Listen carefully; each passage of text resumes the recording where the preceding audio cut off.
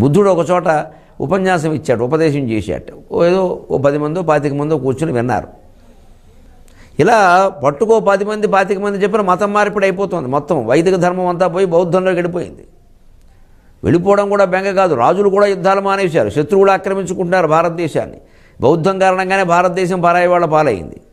కొంతమంది గరికపాటి లాంటి వ్యక్తులు గౌతమ్ బుద్ధుడు వచ్చినాకనే రాజ్యాలంతా పిరికి వాళ్ళుగా మారారు, రాజులందరూ రాజ్యాలను వదిలేశారు, బౌద్ధ మతాన్ని స్వీకరించారని చెప్పుకుంటారు. కాదు గరికపాటి గారు, గౌతమ బుద్ధుని సిద్ధాంతాలు అనుసరించిన ఏ రాజ్యం పిరికి రాజ్యంగా లేదు. ఏ రాజ్యం కూడా రాజ్యాన్ని ఆక్రమించుకోలేదు, ఆక్రమణకు గురి కాలేదు. ఇప్పటికీ ఈ రోజుకి కొరియా, నేపాల్, శ్రీలంక, కాంబోడియా, థాయిలాండ్, ఈ వియత్నాం, ఇన్ని దేశాలు పవర్ఫుల్ గా ఉన్నాయంటే గౌతమ బుద్ధుని బాటలో నడవబట్టే.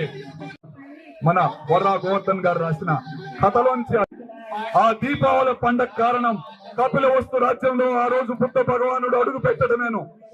ఆ రోజు కొడుకు 5 ఏళ్ల కొడుకు రాహులుడు తల్లిని అడిగాడు, అమ్మా నేను చదివే విద్యాలయంలో అడుగుతున్నారు, నాన్న పిరికివాడంట, మనల్ని వదిలిపెట్టి నన్ను వదిలిపెట్టి పారిపోయాడంట, నిజమేనా అమ్మా అంటే, కాదయ్యా, మీ నాన్న పరాక్రమవంతుడు, రాజాది రాజు, యువరాజు, విలువిద్యల్లో ఆరితేరిన వాడు.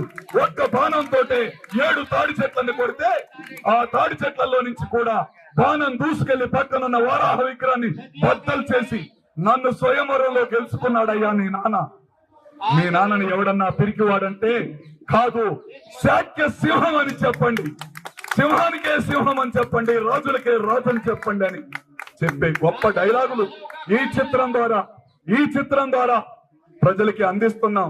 ఆయన పరాక్రమాన్నే కాదు, ఆయన గొప్పతనాన్నే కాదు, ఆయన మంచితనాన్ని, ప్రేమను, త్యాగాన్ని కూడా ప్రజలకి అందించబోతున్నాం. ఇంత ఒక చరిత్ర మరిచిపోయిన మరుగు చేయబడ్డ కార్యక్రమాల్ని ప్రజలకి అందిస్తున్నాం. ప్రకటించాలి బుద్ధ జయంతిని సంపూర్ణమైన నేషనల్ హాలిడేగా. Thank you.